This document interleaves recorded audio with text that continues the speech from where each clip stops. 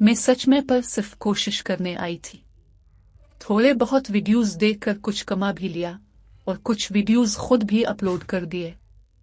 आज मैं एक क्रिएटर हूँ और जब मैंने सही तरीके से समझना शुरू किया तो मुझे एहसास हुआ कि ये प्लेटफॉर्म वाकई क्रिएटर्स के लिए है। जैसे जैसे व्यूज बढ़ते हैं आपकी रेवेन्यू शेयर भी बढ़ती है। मसलन अगर आपको 1 लाख से ज्यादा व्यूज मिलते हैं तो आपका रेवेन्यू शेयर बढ़कर 57.5% हो जाता है और जब आप 1 मिलियन व्यूज तक पहुंच जाते हैं तो ये 60% हो जाता है।